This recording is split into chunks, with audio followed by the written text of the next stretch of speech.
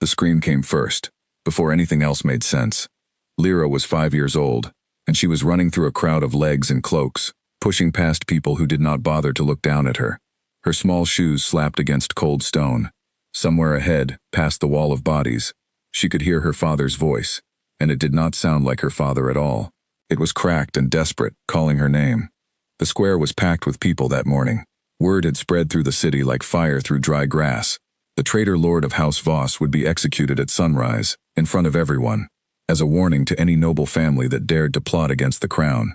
Vendors had stopped selling bread. Mothers had pulled their children close.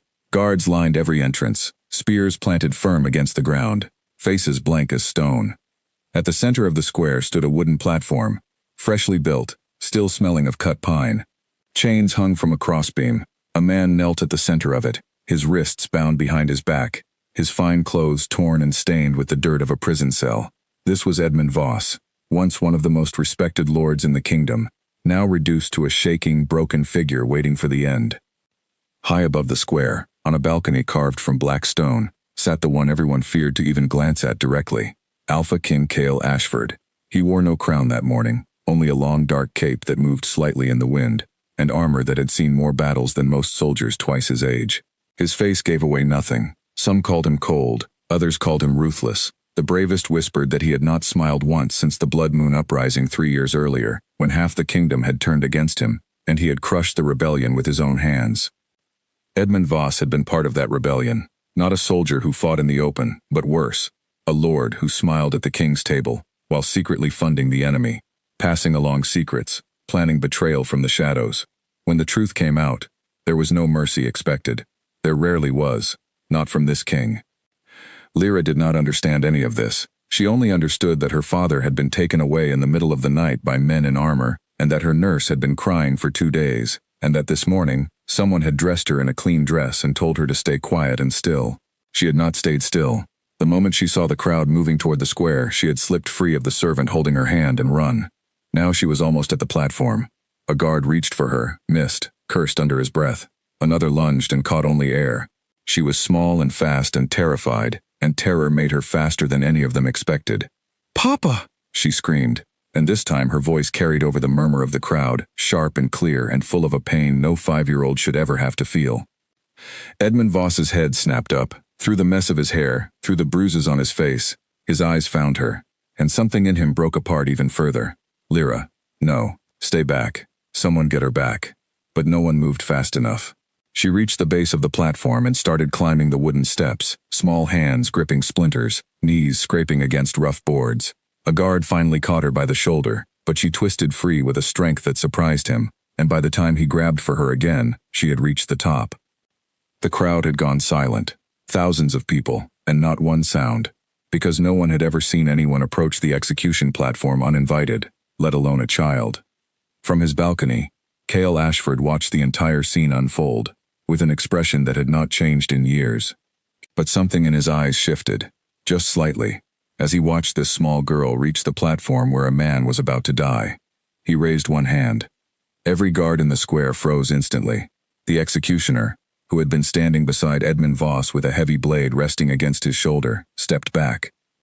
Cale rose from his seat. He did not rush. He never rushed. He walked to the edge of the balcony, looked down at the platform, and then, in a voice that carried easily across the silent square without needing to be raised, he said one word: "Wait." The order rippled through the crowd. Guards straightened.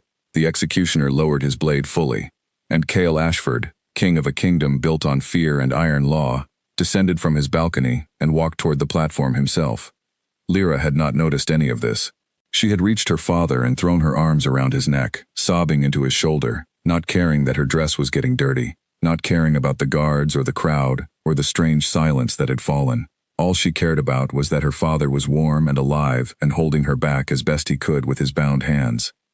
"You should not be here," Edmund whispered, his voice breaking. "You should not see this. Please, sweetheart. Please go back to Clara. Please." "They said you did something bad," Lyra said between sobs. "They said bad things about you. I don't believe them. I don't." Edmund closed his eyes. He did not have the strength to explain to his daughter, in this moment, exactly what he had done, or why it had led here. He only had strength enough to hold her, and to hope that whatever happened next, she would not have to watch it. That was when a shadow fell over both of them. Lyra looked up first. Standing at the top of the platform steps, closer than she had ever been to him in her life, was the Alpha King himself.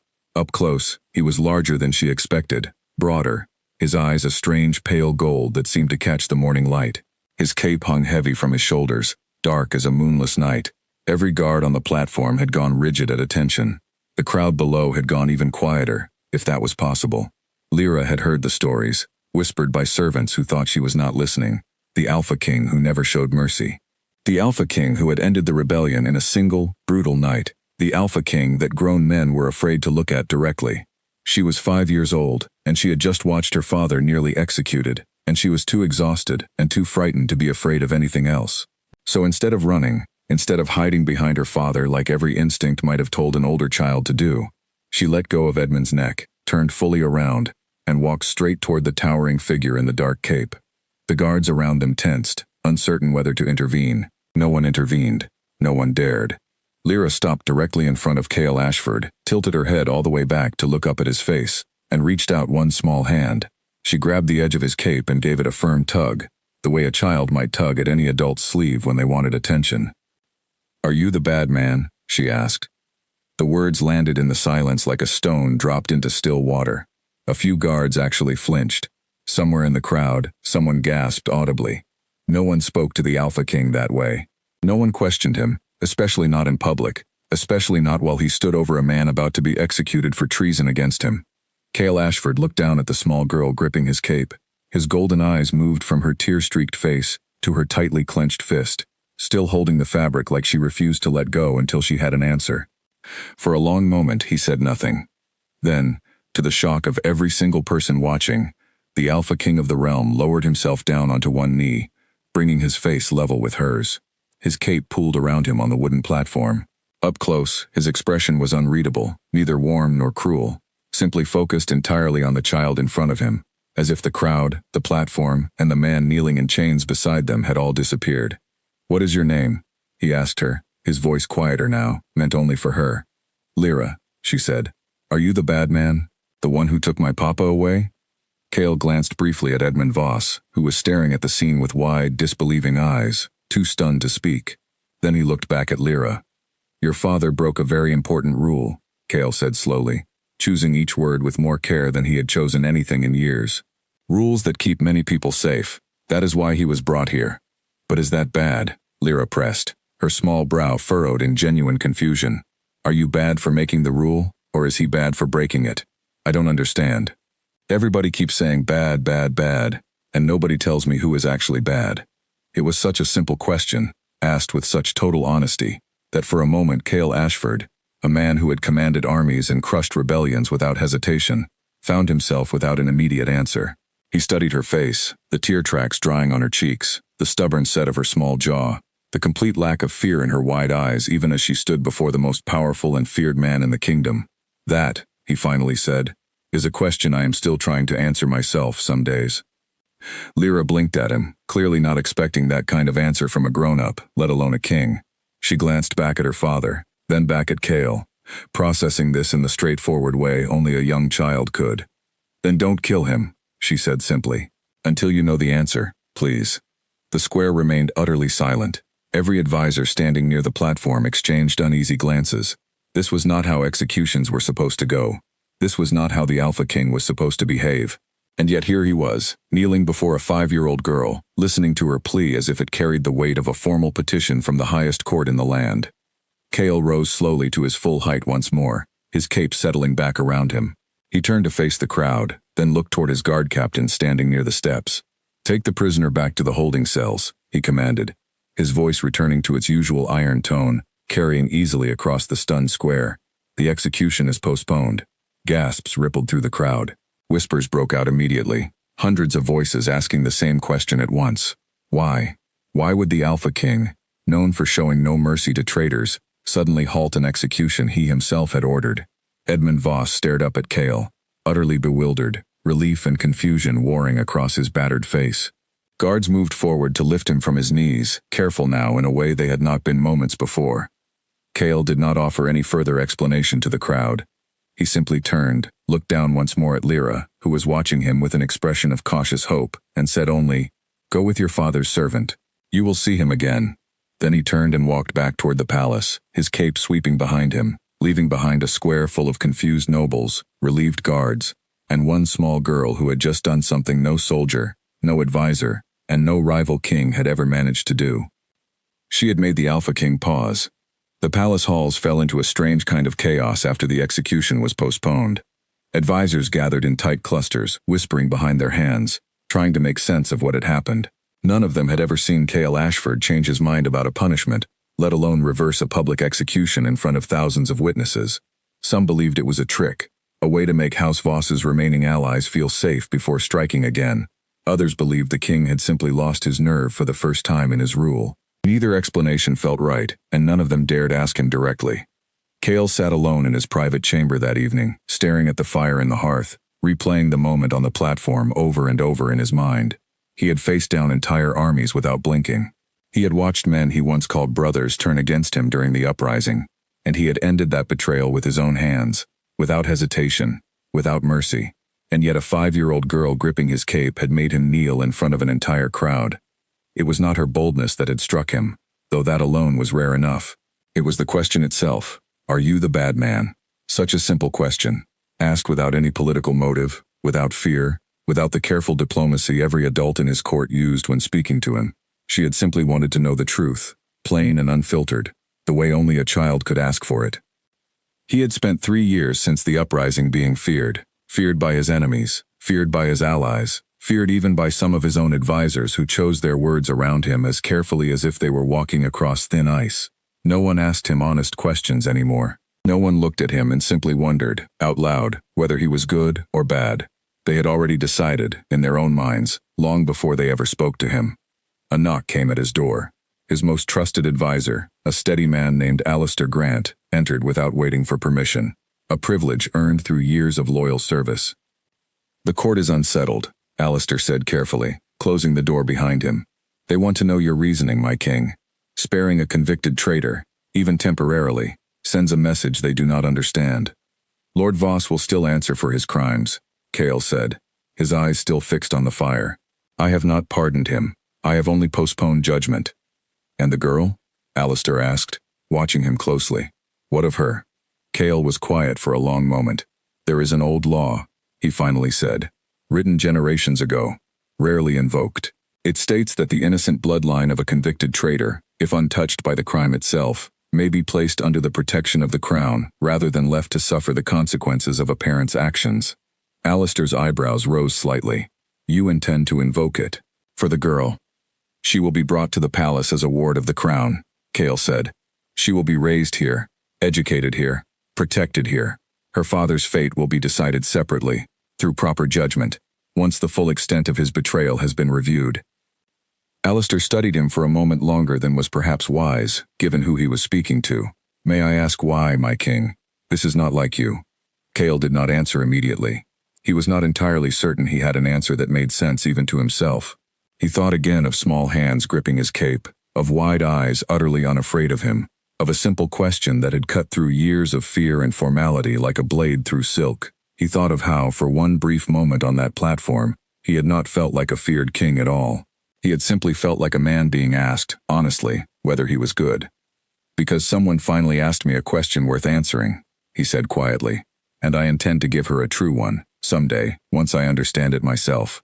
Alistair did not press further. He bowed slightly and left the king alone with the fire and his thoughts. The following morning, Lyra was brought to the palace. She arrived clutching the hand of Clara, the elderly nurse who had cared for her since birth, and who had insisted, tearfully, on accompanying the girl into her new life within the palace walls. Clara had raised Lyra since her mother had passed when Lyra was only 2 years old, and she was the closest thing to family the girl had left, now that her father remained imprisoned pending judgment. The palace was enormous, far larger than the modest manor house Lyra had grown up in. Marble floors stretched in every direction, tall windows let in streams of golden light, and servants moved briskly through the halls, casting curious, uncertain glances at the small girl walking among them. Word had already spread of what had happened at the execution square. Everyone in the palace knew exactly who she was, and exactly what her father had done. Lyra did not understand the whispers that followed her through the halls, though she noticed them. She noticed how the other children she occasionally passed, dressed in fine clothes and clearly belonging to noble families, looked at her with a mixture of curiosity and disdain. She noticed how servants sometimes stopped speaking entirely when she walked by, as if her presence alone was something to be careful around. She was brought to a modest chamber near the eastern wing of the palace, smaller than the quarters given to other noble wards, but clean and well furnished. Clara helped her settle in, unpacking the few belongings they had been allowed to bring, speaking softly and reassuringly the entire time. "You will be safe here, little one," Clara said, smoothing back Lyra's hair. "The king has given his word. No harm will come to you within these walls." "Is Papa here too?" Lyra asked, sitting on the edge of her new bed, her small feet not quite reaching the floor. Clara hesitated, choosing her words carefully. "Your father is being kept elsewhere, for now, while the king decides what will happen next. But you are safe, and that is what matters most right now." Lyra accepted this answer with the simple trust of a child who did not yet understand the full weight of politics, betrayal, or judgment. She spent her first days in the palace, exploring the gardens under Clara's watchful eye, avoiding the curious stares of other children, and asking, more than once, when she might see the Alpha King again. She did not have to wait long. On her 5th day in the palace, while wandering a quiet garden path alone during a moment when Clara had stepped away, Lyra turned a corner and found herself face to face with Cale Ashford himself. He was alone, without his usual retinue of guards and advisors, dressed more simply than she had seen him before, his cape absent, his golden eyes catching the afternoon light as he looked down at her with an expression she could not quite read. Lyra froze for a moment, uncertain, before her natural boldness returned. "You're the king," she said, as if confirming something important. "The bad man, or the maybe bad man." A faint, almost imperceptible shift crossed Cale's features, something that might have been the ghost of amusement on a face that rarely showed such things. "Still working on your answer, are you?" "You said you didn't know yet," Lyra reminded him, crossing her small arms. "Did you figure it out?" "Not yet," Cale admitted. "These things take time to understand properly."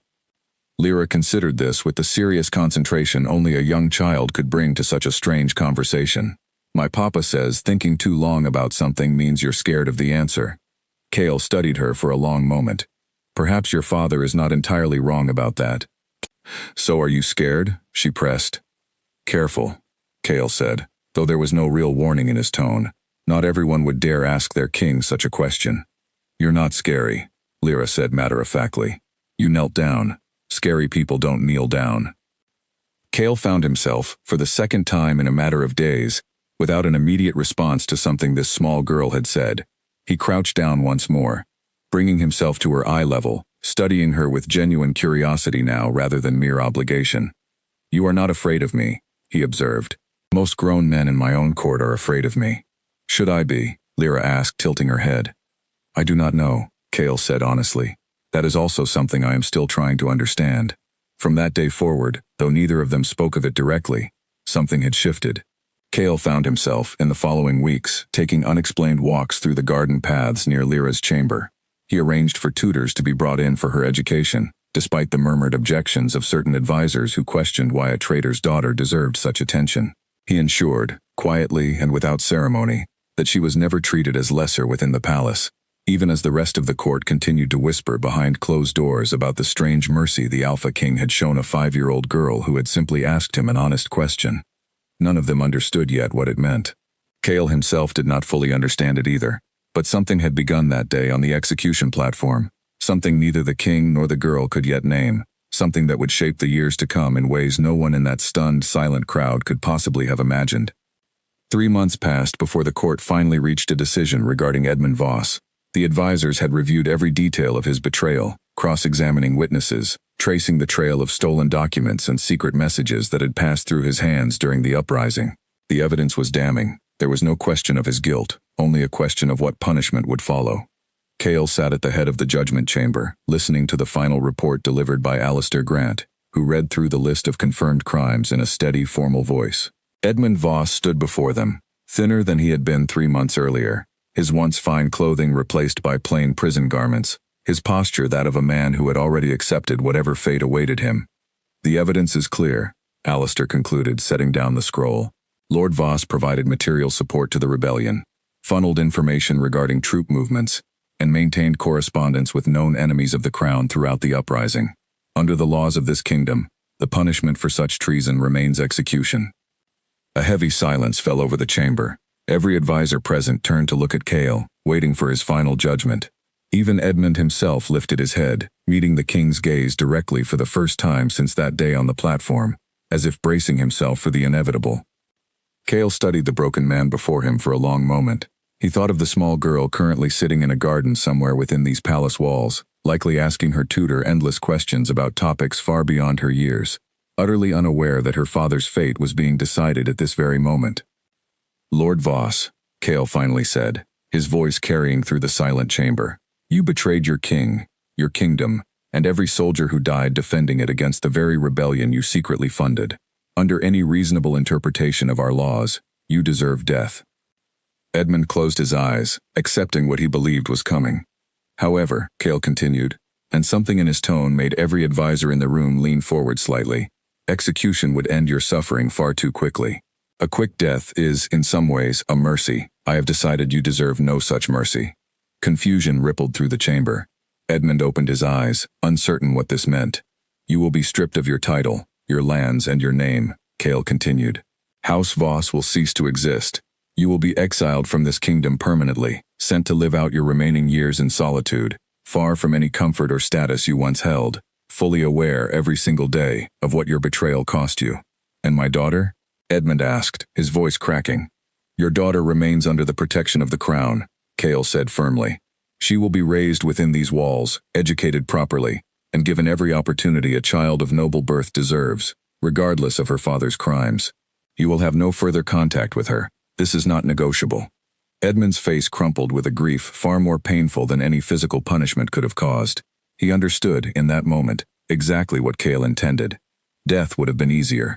This was a punishment designed to last a lifetime, a permanent separation from the one person Edmund had tried, in his own broken way, to protect by betraying his king in the first place, believing the rebellion would offer his family a better future.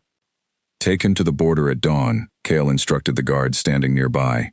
"He is never to return to this kingdom under any circumstances." As the guards led Edmund from the chamber, he turned back one final time, searching Cale's face for any sign of cruelty or satisfaction in this judgment. He found neither. Cale's expression remained as unreadable as always, though something in his golden eyes suggested this decision had not been made lightly. After the chamber emptied, Alistair remained behind, studying his king with quiet curiosity. "Some will say this was crueler than execution," he observed carefully. "Some will say many things," Cale replied, rising from his seat. "The law required judgment. I have delivered it. Whether it satisfies the court's appetite for cruelty is not my concern." "And the girl will never know the full truth of this arrangement?" Alistair asked. "She will know her father was exiled for his crimes," Cale said. "The details of his suffering are not information a child needs to carry." That evening, Cale found himself once again walking through the garden paths near Lyra's chamber, a habit that had become so routine over the past 3 months that even the guards no longer questioned his presence there. He found her sitting beneath a large oak tree, a book open in her lap, though she appeared to be more interested in watching a pair of birds building a nest in the branches above than in reading. "You are supposed to be studying," Cale observed, settling onto a nearby bench. "I am studying," Lyra replied without looking up from the birds. "Birds are very interesting. Did you know they build their homes stick by stick, one stick at a time, until it becomes something strong enough to hold their whole family?" "That is one way to look at building something lasting," Cale said. Lyra finally turned to look at him, closing her book entirely. "My tutor said Papa is gone now. Exiled," she said. "Does that mean he's not coming back?" Cale considered how much truth a 7-year-old could reasonably process. Lyra had grown in the months since her arrival, though her boldness had never diminished. Her tendency to ask direct questions never softened by the careful diplomacy that surrounded her at court. "Your father broke the law in ways that could not go unpunished," Cale said carefully. "He has been sent away from this kingdom. He will not be returning." Lyra absorbed this information with a stillness that seemed older than her years. "Was that your decision? To send him away instead of—" She trailed off, unable to finish the sentence, though both of them understood what she meant. "Yes," Cale said honestly. "It was my decision." "Then thank you," Lyra said quietly, surprising him, "for not making him disappear the bad way. The way that means never, ever, no matter what." Cale studied her for a long moment, struck once again by how directly this child processed difficult truths that many adults spent years avoiding. "You are not angry with me for sending him away?" Lyra shook her head slowly. "I don't know everything he did, but I know you didn't hurt him the way you could have. That has to count for something, right?" "It counts for something," Cale agreed quietly. They sat together in comfortable silence for a while longer, watching the birds continue their patient work overhead, one stick at a time, building something that would eventually hold together. In the weeks that followed, Lyra settled further into palace life, though the whispers about her origins never fully disappeared. Noble children her own age remained distant, some outright cruel, reminding her often of her father's crimes as though she herself had committed them. But within Cale's presence, she found something she rarely felt elsewhere within those walls, a strange, steady sense of safety, even from the man everyone else in the kingdom feared above all others. Neither of them understood yet how deeply that early trust would shape the years to come. 10 years passed within the palace walls, each one adding its own layer of change to the kingdom, and to the girl who had once tugged the Alpha King's cape in front of a stunned crowd. Lyra was 15 now, no longer the small child who had run through the execution square, but a young woman who carried herself with quiet confidence, though the shadow of her father's crimes still followed her through every hall and every conversation at court. She had grown skilled at ignoring the whispers by now. The noble children who once mocked her openly had learned, over the years, that Lyra did not back down from confrontation, nor did she seek the approval of those who looked down on her. She had few close friends within the palace, preferring the company of the stable hands, the kitchen staff, and occasionally the young guard trainees who did not care about titles or bloodlines the way the nobility did. One of those guard trainees was a young man named Nathaniel, only a year older than Lyra, who had grown up as the son of a palace blacksmith and had worked his way into guard training through sheer determination rather than noble birth. He and Lyra had formed an easy friendship over the years, bonding over their shared status as outsiders within a court that valued lineage above almost everything else. "You're distracted again," Nathaniel observed one afternoon, watching Lyra absently push food around her plate during the midday meal in the servants' courtyard, a place she preferred over the formal noble dining hall whenever she could manage it. "I'm thinking," Lyra replied. "About the king again?" Nathaniel guessed, a knowing smile crossing his face. Lyra shot him a sharp look. "About my father, actually.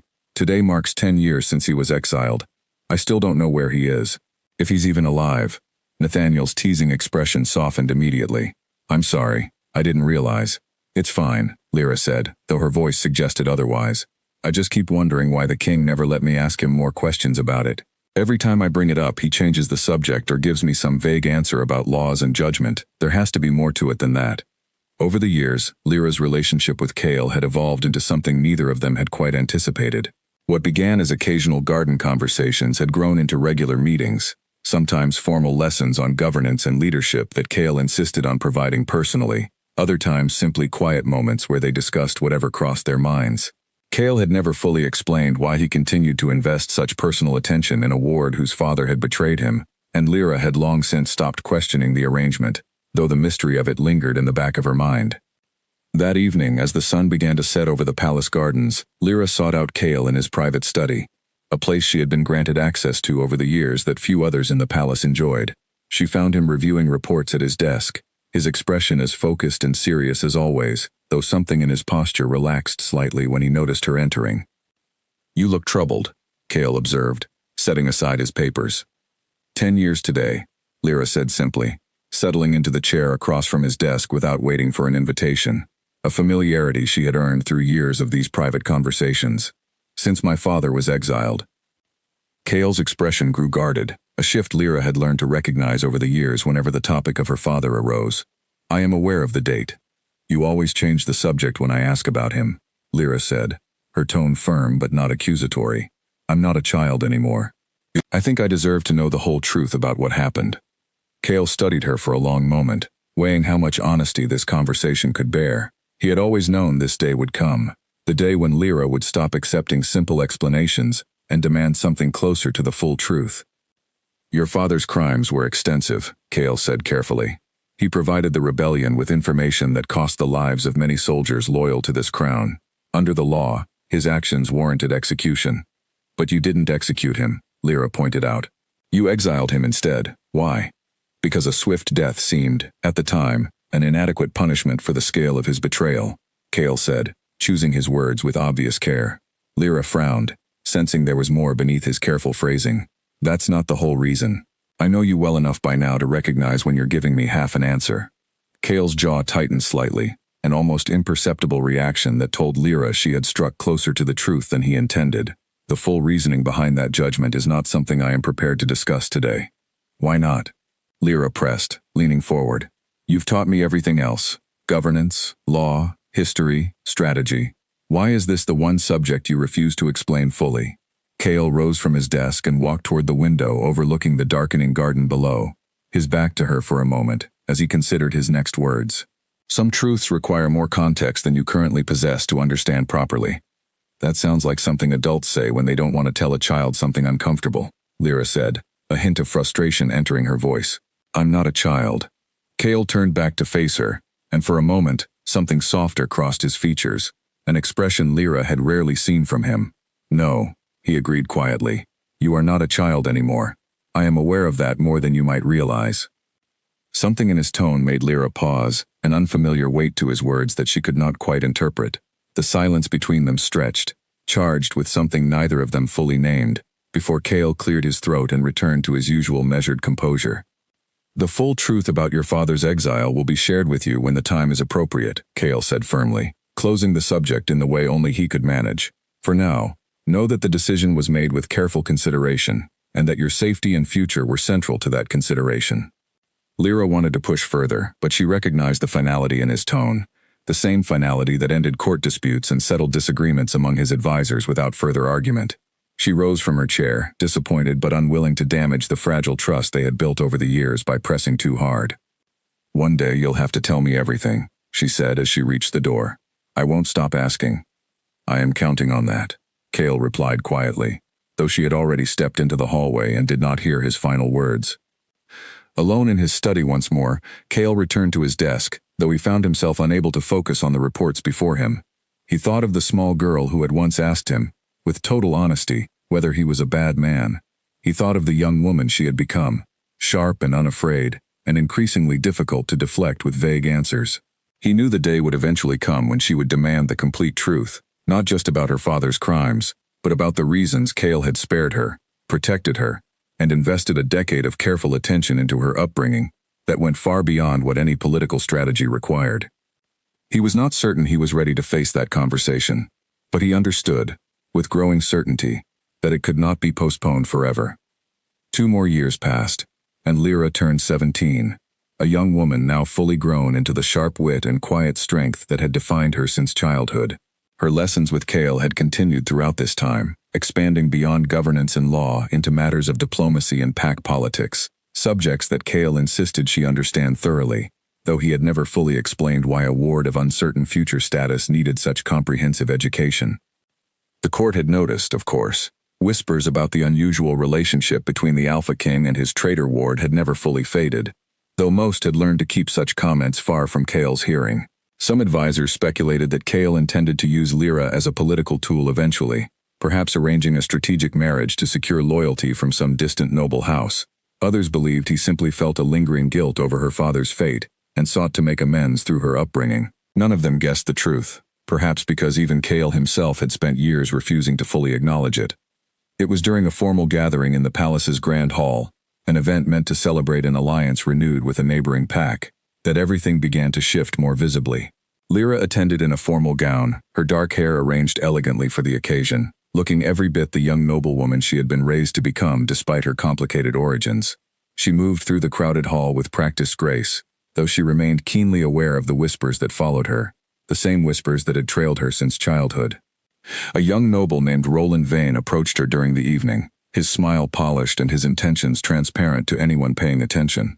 Roland was the son of a prominent noble family, ambitious and calculating, known throughout the court for his political maneuvering despite his relatively young age.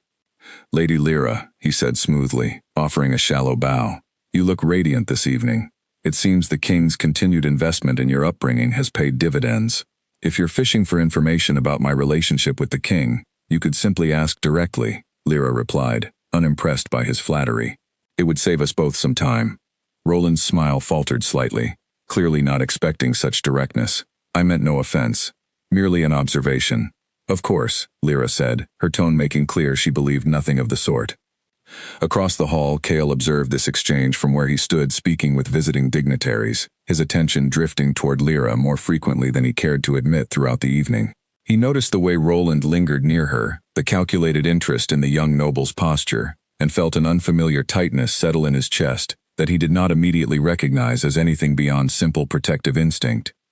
"Your Majesty seems distracted this evening," observed one of the visiting dignitaries, following Cale's gaze across the hall. "My apologies," Cale said, forcing his attention back to the conversation, though his awareness of Lyra's location within the hall never fully faded for the remainder of the evening. Later that night, after the formal gathering had concluded and most guests had retired, Lyra found herself walking through the same garden paths where she and Cale had spent countless hours over the years. She was not entirely surprised when she found him there as well, standing near the same large oak tree where she had once told him about birds building their nests one stick at a time. "You were watching me all evening," she said, approaching him without hesitation. "I noticed." Cale did not deny it. Roland Vane has a reputation for ambition that outpaces his wisdom. "Are you worried about me, or worried about the political implications of his interest?" Lyra asked, studying him carefully in the moonlight. Cale was quiet for a long moment, and Lyra noticed, not for the first time, how he seemed to weigh his words more carefully around her than he did with anyone else in the entire kingdom. "Both, perhaps," he admitted finally, "though I find the first concern weighs heavier than I expected it to." Something in his tone made Lyra's breath catch slightly, an unfamiliar shift in the careful boundary that had always existed between them. "Cale," she said, using his name directly rather than his formal title, something she rarely did. "What exactly is this? Between us? I've spent years accepting whatever explanation seemed convenient, but I'm done pretending I don't notice things have changed." Cale turned to face her fully, the moonlight catching the sharp angles of his face, his golden eyes unusually vulnerable, in a way Lyra had never witnessed before. "I have asked myself that question many times over the years," he admitted. "I do not have a simple answer." "Try anyway," Lyra said softly. "When you were a child, you asked me something no one else had ever dared to ask," Cale said slowly, his voice carrying a weight that suggested years of careful consideration behind these words. "You asked if I was a bad man, not out of fear, not out of political calculation, but out of simple, honest curiosity. No one had looked at me that directly in years. Everyone else had already decided what I was before they ever spoke to me." "And what did you decide?" Lyra asked. "Are you a bad man?" "I do not know," Cale admitted. "I have done things in service of this kingdom that many would call cruel. I have made judgments that cost lives, including judgments concerning your own father. But somewhere over the years of watching you grow, of teaching you, of finding myself looking forward to our conversations more than I care to admit, I began to hope that perhaps I was not entirely the man the rest of the kingdom believes me to be." Lyra felt something shift deeply within her chest, an understanding that had been building slowly over years finally crystallizing into something undeniable. "You care for me," she said quietly, "not as a ward, as something more." Cale did not deny it, though the admission clearly cost him something significant to voice aloud. "It is not appropriate," he said, though his voice lacked conviction. "You are my ward, the daughter of a man I exiled. The politics alone would create chaos within this court." "I'm not asking about politics," Lyra said, stepping closer. "I'm asking about you, about what you actually feel, beneath all the careful reasoning you use to avoid saying it directly." For a long moment, neither of them spoke, the tension between them stretching taut in the quiet garden, illuminated only by moonlight and the distant glow of palace windows. Cale studied her face, searching for something, though Lyra could not quite determine what. "This conversation," Cale finally said, "cannot continue further tonight. There are things you do not yet know, truths about your father's exile that I have withheld, and I owe you those truths before anything else between us can move forward honestly." "Then tell me," Lyra said. "Not tonight," Cale said, though his voice carried a promise rather than a dismissal. "But soon, I give you my word." He left her standing alone in the garden that night, her mind racing with questions that had multiplied rather than resolved.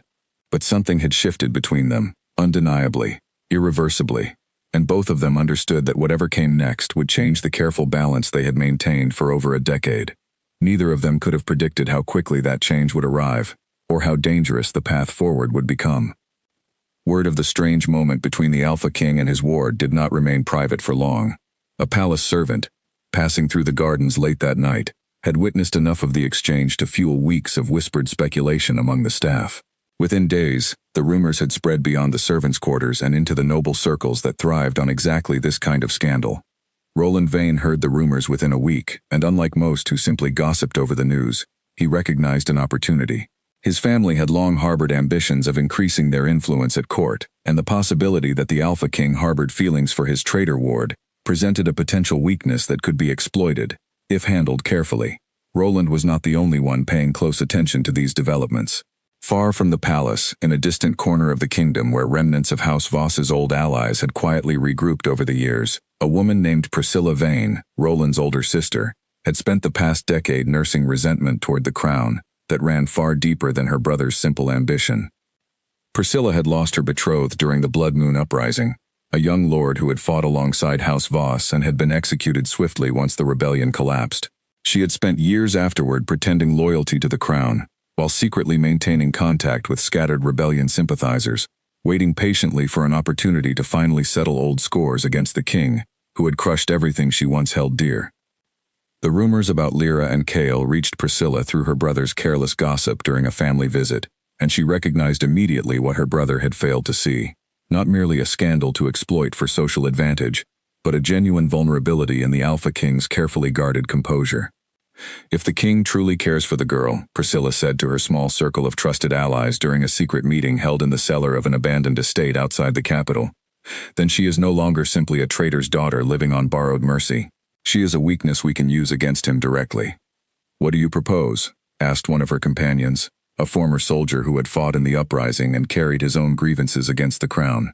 "We take her," Priscilla said simply, quietly, without drawing suspicion toward ourselves.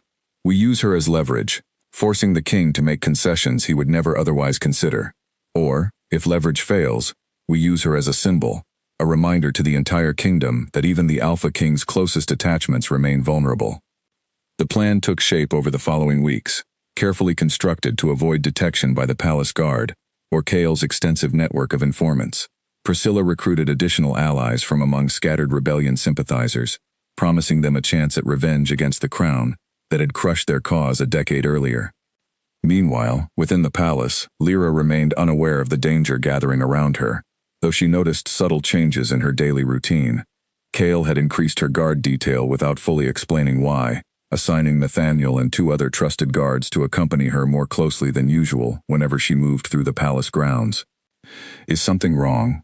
Lyra asked Nathaniel one afternoon as they walked together through the palace's outer courtyard, his presence beside her now a near-constant fixture rather than the occasional friendly visit it had once been. "The king requested additional security for you," Nathaniel said carefully. He didn't explain his full reasoning, but he seemed genuinely concerned.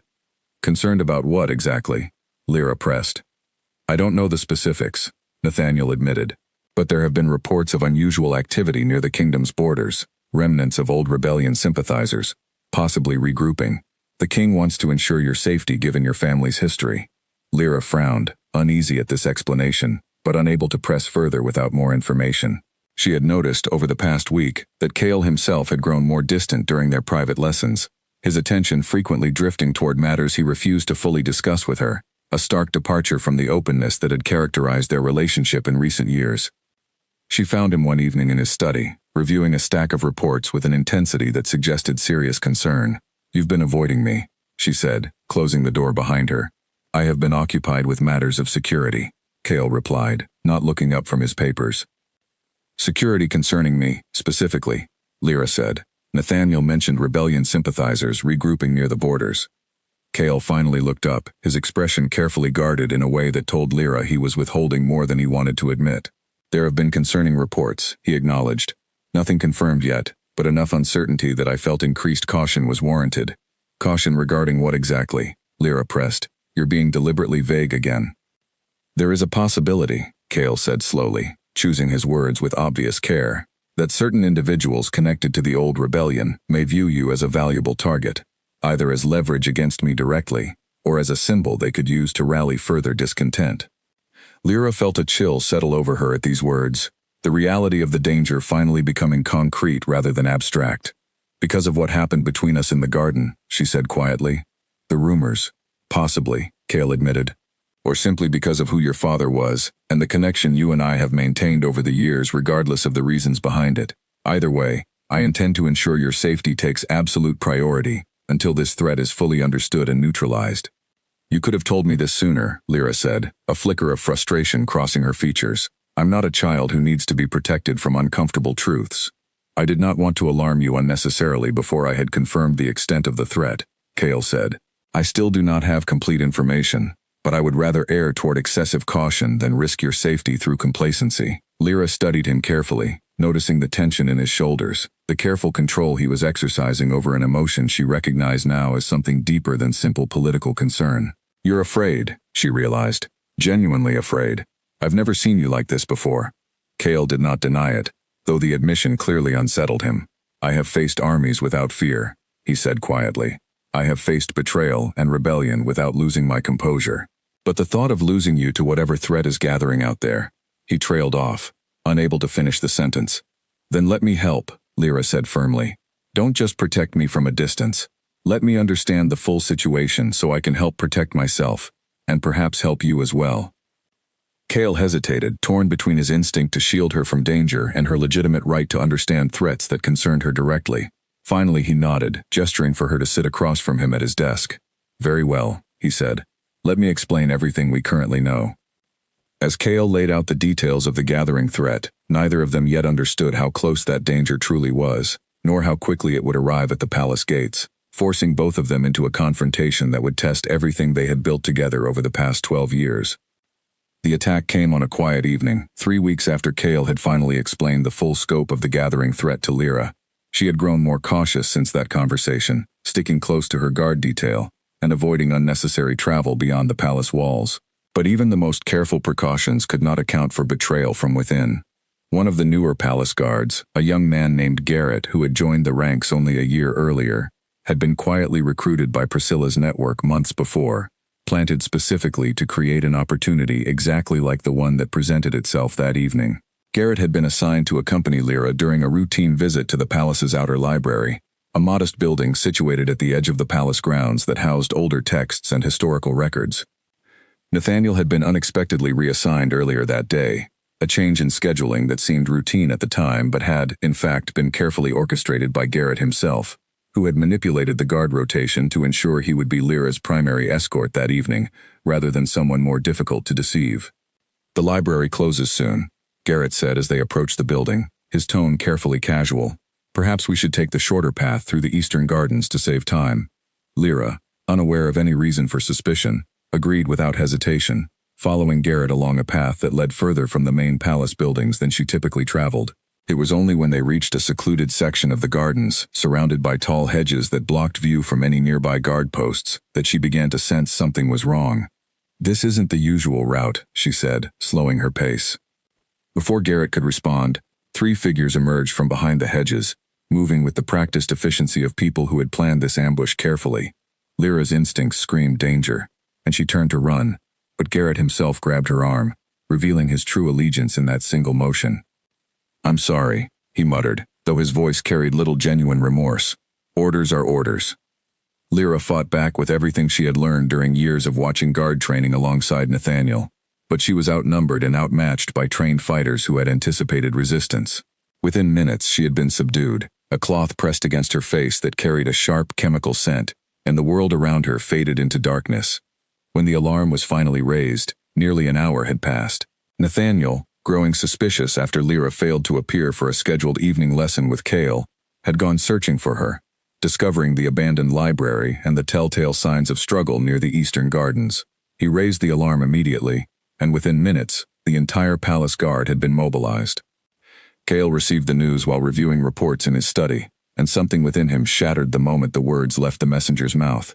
For years, he had maintained careful control over his emotions, projecting the calm, unshakable composure that had defined his reputation as Alpha King. That composure vanished entirely the instant he understood that Lyra had been taken.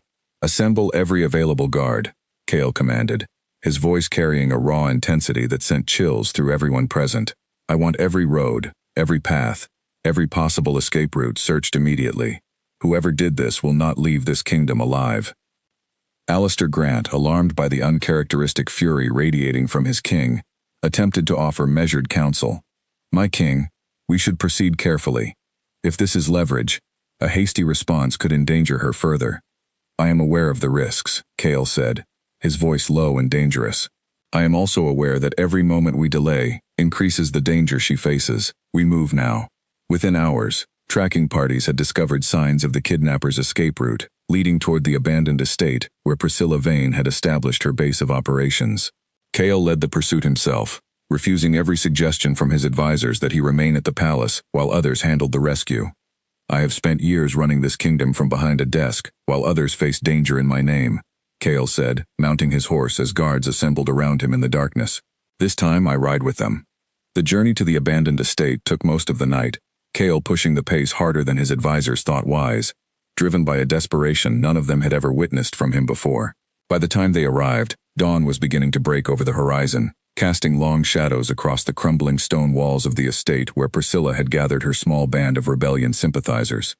Inside, Lyra had regained consciousness hours earlier, finding herself bound in a dimly lit room with stone walls that suggested some kind of old cellar or storage space. Priscilla herself had visited her once during the night, studying her with cold, calculating eyes that carried none of the warmth Lyra had grown accustomed to from Kale over the years. "You have no idea what your presence here means," Priscilla had said, circling Lyra slowly. "The Alpha King who crushed everything my family once held dear, brought to his knees by a simple girl he foolishly allowed himself to care for. There is a certain justice in that, don't you think? He will find me," Lyra had replied, her voice steady despite her fear. "And when he does, you will regret every single thing you've done here." Priscilla had merely smiled, unimpressed by the threat. "We shall see." Now, as dawn broke over the estate, Kale's forces surrounded the crumbling walls, moving with silent precision, honed through years of military experience. Kale himself led the charge through the main entrance, cutting down the first line of defenders with a ferocity that stunned even his most seasoned guards, who had never witnessed their king fight with such raw, unrestrained intensity. The battle inside the estate was brief but fierce, Priscilla's small band of rebellion sympathizers no match for the trained forces Kale had brought to bear against them. Priscilla herself attempted to flee through a back passage, but found herself cornered by guards before she could escape, her carefully constructed revenge collapsing around her in a matter of minutes. Kale pushed deeper into the estate, following the sounds of a struggle toward the cellar where Lyra remained bound. He found Garrett standing guard outside the door, and the fight that followed lasted only seconds, Kale's fury lending him a speed and strength that left the traitorous guard no chance at all. Throwing open the cellar door, Kale found Lyra exactly where Priscilla had left her, bound but unharmed, her eyes widening with relief the moment she saw him standing in the doorway. "Kale," she breathed, her voice cracking with emotion she had been forcing herself to suppress throughout the long night. He crossed the room in seconds, cutting through her bindings with quick, efficient movements, though his hands trembled slightly as he worked, betraying the depth of fear he had carried throughout the desperate journey to find her. The moment she was free, she threw her arms around him, and for the first time in longer than either of them could remember, Kale allowed himself to simply hold her, his composure fully abandoned in the relief of finding her alive. "I thought I had lost you," he murmured into her hair, his voice raw with an emotion he had spent years carefully suppressing. "I have faced armies without fear, but the thought of losing you nearly broke me entirely." "I knew you would come," Lyra whispered against his chest. "I never doubted it, not for a moment." Outside, the remaining rebellion sympathizers were being rounded up, Priscilla herself brought before Kale in chains once the immediate danger had passed. But in that quiet cellar, holding Lyra safely in his arms after the most terrifying night of his reign, Kale understood with absolute clarity something he had spent years avoiding. Whatever he felt for this woman went far beyond simple protective duty or careful political consideration.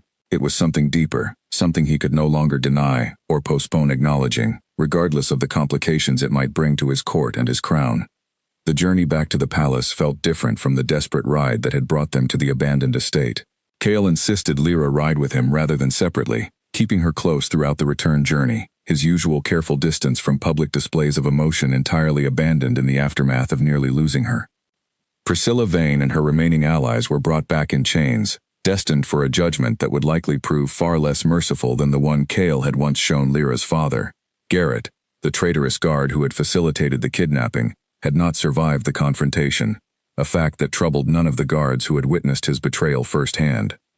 Once back within the palace walls, Kale insisted Lyra be examined by the palace healers immediately, despite her protests that she had suffered no serious physical harm beyond minor bruising from her bindings. He remained at her side throughout the examination, a departure from royal protocol that several attending healers noted with quiet surprise, though none dared comment on it directly. "You should rest," Kale said, once the healers had confirmed she was largely unharmed, though exhaustion clearly weighed heavily on both of them after the sleepless night and desperate rescue. "I will rest," Lyra said, "but only if you promise to stay. I don't want to be alone right now, not after everything that happened." Kale did not hesitate. "I have no intention of leaving your side." He remained with her through the following hours as she rested in her chambers, sitting quietly nearby, his usual composure gradually returning even as something fundamental had clearly shifted within him. When Lyra finally woke several hours later, she found him still there, watching over her with an expression she had never seen him wear so openly before, a raw vulnerability that stripped away years of careful royal distance. "You never sleep," she observed, sitting up slowly. "I could not," Kale admitted. "Every time I closed my eyes I saw you in that cellar, and I feared what might have happened had we arrived even slightly later." "But you didn't arrive late," Lyra reminded him gently. "You came, just as I knew you would." Kale was quiet for a long moment, studying her with an intensity that made her breath catch slightly. "I have spent years telling myself that what I felt for you was simply protective duty, an obligation born from the mercy I showed you as a child. But holding you in that cellar, feeling the full weight of what losing you would have meant, I can no longer pretend it is anything so simple." "Then don't pretend anymore," Lyra said softly. "Tell me the truth, all of it. You promised me that, once, before this all happened." Kale took a deep breath, seeming to gather courage for a conversation he had avoided for years, despite the growing tension between them. "The truth is that I have cared for you as far more than a ward for longer than I care to admit, even to myself. What began as genuine curiosity about a child who dared to ask me an honest question grew, over the years, into something I no longer have the strength or desire to deny." Lyra felt her heart racing at these words, years of unspoken tension finally finding voice between them. "Why did you wait so long to say this?" "Because the complications are significant," Kale admitted. "You are my ward, the daughter of a man I exiled for treason. Announcing feelings for you would create chaos within this court, questions about my judgment, accusations of impropriety given the difference in our stations when you were young. I told myself these concerns mattered more than my own feelings. And now?" Lyra asked. "Now I understand that nearly losing you taught me something more important than any political consideration," Kale said, reaching out to gently take her hand, a gesture of tenderness Lyra had never experienced from him before despite their years of closeness. "Life is far too uncertain to continue postponing truths that matter simply because they are inconvenient or complicated. There is still the matter of my father's exile," Lyra said quietly. "You promised to tell me the full truth about that as well, before anything moved forward between us." Kale's expression grew more serious, the weight of a decade-old secret clearly pressing on him. "Yes," he said. "That truth is owed to you, and it will not be an easy one to hear." "Tell me," Lyra said. "Whatever it is, I need to know." Kale was quiet for a long moment, gathering the resolve to finally share a truth he had carried alone for 12 years. "Your father's betrayal was extensive, as you know. But there was one detail I never shared with you, one that complicates the story of his exile beyond what the official record states." "What detail?" Lyra pressed, her heart pounding with a mixture of anticipation and dread. "Your father did not act purely out of malice or greed," Kale said slowly. "He believed, mistakenly, that the rebellion would ultimately succeed, and that supporting it secretly would protect you and your mother from what he perceived as an unstable and increasingly tyrannical rule under my predecessor, my own father, whose harsh policies drove much of the initial discontent that led to the uprising." Lyra stared at him, stunned by this revelation. My father believed he was protecting us, by betraying the crown? In his mind. Yes, Kale confirmed. It does not excuse the cost of his actions, the soldiers who died as a result of the information he provided. But it changes the nature of his crime from simple treachery to a tragic miscalculation born from genuine, if misguided, concern for his family's safety. "Why did you never tell me this before?" Lyra asked, her voice thick with emotion. "Because I feared it would complicate your understanding of the judgment I delivered," Kale admitted. "I feared you would resent me for exiling a man who, in some twisted way, believed he was protecting you. I feared the truth was too complicated for a child to properly process, and later, I simply feared how it might change things between us, once you understood the full weight of what I withheld." Lyra absorbed this information slowly, years of assumptions about her father's crimes, shifting and reforming in light of this new understanding. He never got the chance to explain any of this to me, she said quietly. I never got to understand why, not truly, until now. I am sorry, Cale said, and the words carried genuine weight, an apology that had waited 12 years to be spoken. I should have trusted you with this truth sooner, rather than deciding on your behalf what you could or could not handle. Lyra studied him for a long moment, processing not just the revelation about her father, but the deeper truth about the man who had raised her, protected her, and now, finally, admitted feelings that had clearly been building for years beneath his careful royal composure. Thank you for telling me now, she finally said, even if it took nearly losing me to make you finally share it. I intend to make up for that hesitation, Cale said, in every way I can, starting now. The conversation that followed lasted long into the evening, both of them finally speaking openly about years of unspoken feelings, buried truths, and the complicated path that had brought them to this moment. By the time exhaustion finally claimed them both, something fundamental had shifted between the Alpha King and his traitor ward, a foundation of complete honesty finally established after over a decade of careful distance and unspoken truths. But even as this new understanding blossomed between them, the political complications Cale had feared for years remained very real, and the court would not simply accept this shift without significant resistance. News of Priscilla Vane's failed rebellion and the kidnapping attempt spread quickly through the kingdom, but alongside those reports came whispers of something else entirely, rumors that the Alpha King himself had ridden into battle to personally rescue his ward, showing a level of raw emotion and desperation that no one in the kingdom had ever witnessed from him before. The careful composure that had defined Cale's reputation for years had cracked visibly in front of dozens of witnesses during the rescue, and word of that transformation traveled through noble circles faster than any official announcement could have managed. Within days, the court was buzzing with speculation. Some nobles viewed the development with concern, worried about the political stability of a king who had shown such uncharacteristic vulnerability. Others saw opportunity, hoping to leverage the situation for their own advantage, much as Roland Vane had attempted before his sister's failed scheme had implicated his entire family in treason against the crown. Alistair Grant, ever the careful advisor, requested a private audience with Cale within a week of Lyra's rescue, understanding that the political situation required careful navigation, regardless of whatever personal feelings had developed between the king and his ward. The court is unsettled, Alistair said, once they were alone in Cale's study. Word of your feelings for Lady Lyra has spread widely. Some nobles question whether this relationship compromises your judgment, particularly given her father's history of betrayal.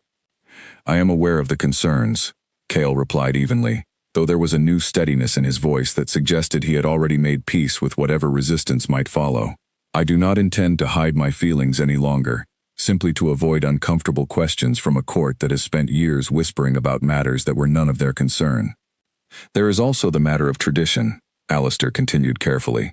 No Alpha King in this kingdom's history has taken a mate whose bloodline was connected to treason against the crown. Some among the pack elders will view this as a dangerous precedent, one that could weaken respect for the laws you yourself have enforced so strictly over the years. Then those elders will need to understand that laws exist to serve justice, not merely tradition for its own sake, Cale said firmly. Lyra herself committed no crime. She was a child when her father's betrayal occurred, and she has spent 12 years proving her loyalty and character within these very palace walls. If the pack cannot recognize that distinction, then perhaps the pack's understanding of justice requires reconsideration. Alistair studied his king for a long moment, recognizing a resolve in Cale's voice that had not existed before the kidnapping crisis. You intend to make your feelings for her public, then? Formally. I intend to claim her as my chosen mate, Cale said simply. Whatever resistance follows, I will address it directly, rather than allowing years of careful political maneuvering to dictate a decision that concerns my own heart. Meanwhile, Lyra faced her own share of challenges as word of the situation spread through the palace. Several noble families who had previously tolerated her presence with cool distance now regarded her with open hostility, viewing her potential elevation to the king's mate as an affront to proper tradition and bloodline purity that had governed royal marriages for generations. They will never accept this, Lyra said to Nathaniel one afternoon, finding some comfort in her old friend's steady presence amid the mounting political tension. A traitor's daughter, elevated to stand beside the Alpha King, the pack elders will see it as an insult to everything they believe about proper leadership and lineage. Since when have you cared what the nobles think of you? Nathaniel asked, a small smile crossing his face. You spent your entire childhood ignoring their whispers and judgments. Why let their opinions matter now? Because this isn't just about me anymore, Lyra said. If I become the king's mate, whatever resistance exists could destabilize his rule, create division within the pack at a time when unity matters more than ever after this rebellion attempt. I don't want to be the reason his kingdom suffers. Have you considered, Nathaniel said carefully, that perhaps the king has already considered all of this and made his decision anyway? He's not exactly known for making choices without careful thought. Lyra considered this, recognizing the truth in her friend's observation. Cale had never been a man to act impulsively, and if he had decided to publicly claim his feelings for her despite the political complications, it meant he had already weighed those consequences carefully and found them acceptable compared to the alternative of continuing to deny what existed between them. That evening, Cale requested a formal meeting with the pack's Council of Elders, a group of senior advisors and influential nobles whose approval, while not strictly required for royal decisions, carried significant weight in maintaining stability throughout the kingdom. Lyra attended alongside him, standing at his side despite the obvious tension radiating from several council members as they took their seats.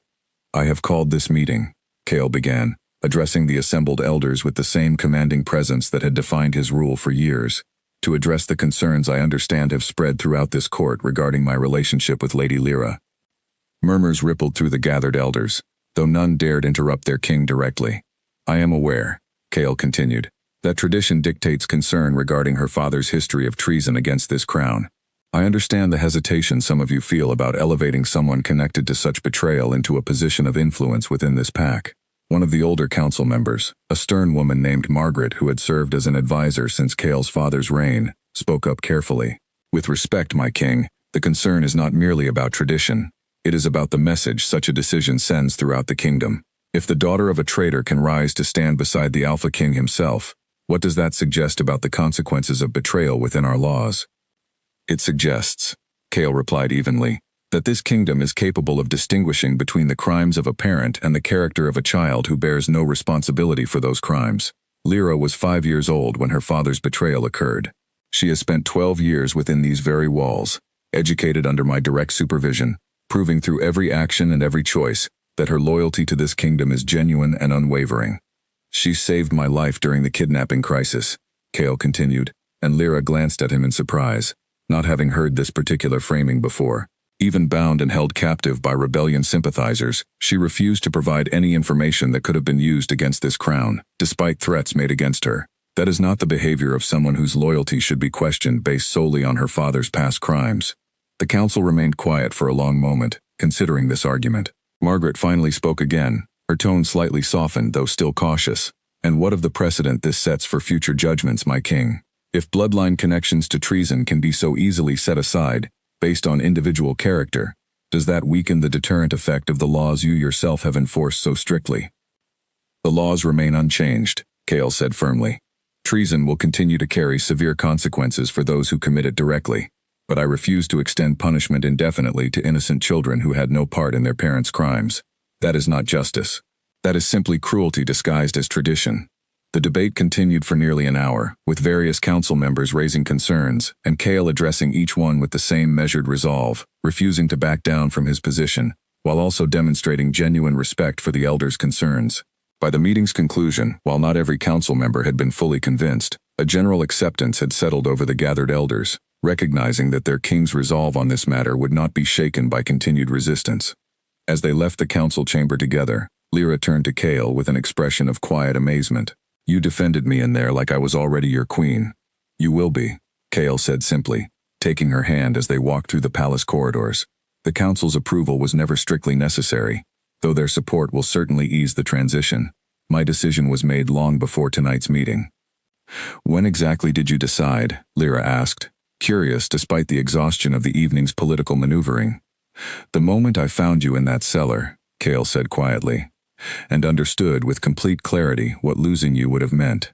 Every careful political consideration I had used for years to justify my silence suddenly seemed insignificant compared to that truth.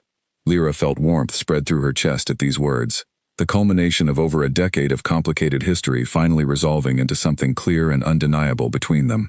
But even as this resolution settled over her, she understood that the final step, The formal announcement of Kale's intentions before the entire kingdom remained ahead of them, a moment that would either solidify their future together or ignite resistance that could threaten everything they had built. The formal announcement was set to take place in the very same square where, 12 years earlier, a small girl had run through a terrified crowd to reach her father's execution platform. Kale had insisted on this location deliberately, understanding the symbolic weight of returning to the place where everything between them had first begun, transforming a site once associated with fear and judgment into one that would now witness something entirely different. The morning of the announcement arrived clear and bright, a stark contrast to the tense atmosphere that had hung over the square on that distant day years before. Thousands gathered once again, drawn by word that their Alpha King intended to make a significant declaration, though most attending had no idea of the personal nature of what awaited them. Lyra stood in a private chamber overlooking the square, dressed in formal attire that Clara, now elderly but still devoted to the girl she had raised since infancy, had helped her prepare that morning. Clara's eyes had filled with tears as she adjusted the final details of Lyra's appearance, remembering the small child who had once clutched her hand while walking toward this very palace, uncertain and frightened, 12 years earlier.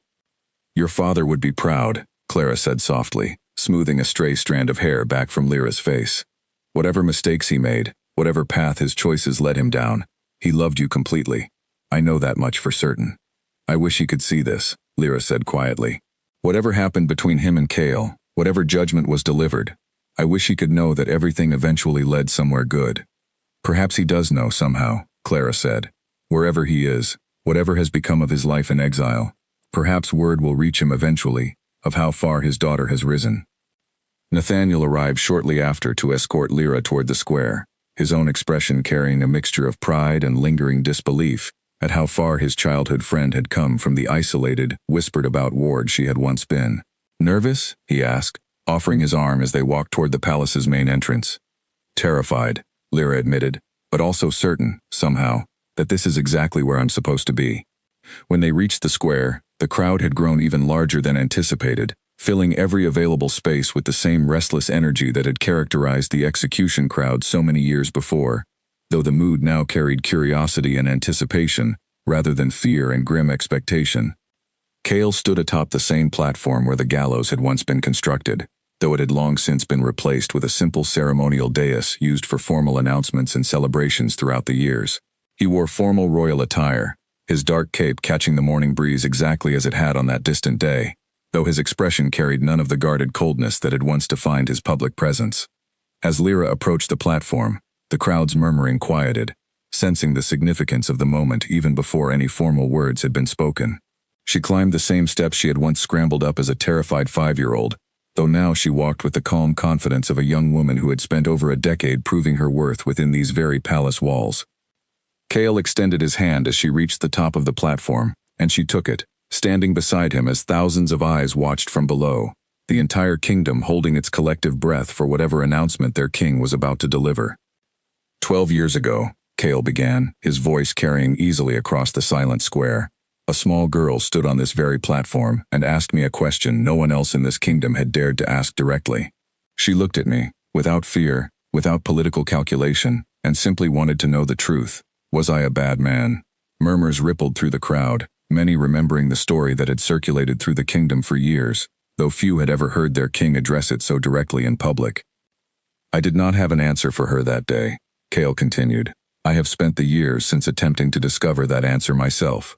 Through every judgment I have delivered, every law I have enforced, every choice I have made as your Alpha King.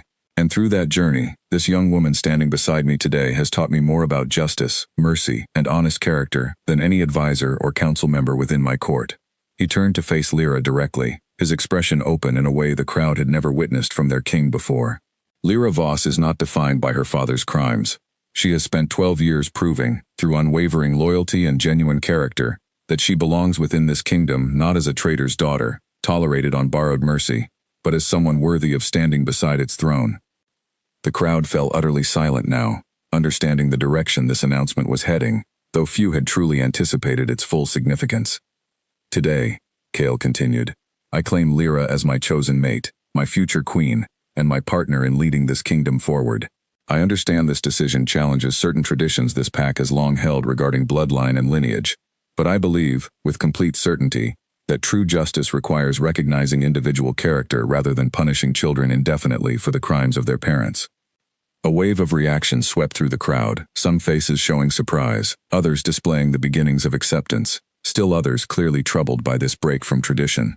But as Kale continued speaking, recounting moments from Lyra's courage during the kidnapping crisis, her steadfast refusal to betray the kingdom despite threats against her safety, and her genuine dedication to understanding governance and justice throughout her years of education within the palace, the crowd's uncertainty began to shift toward something resembling respect.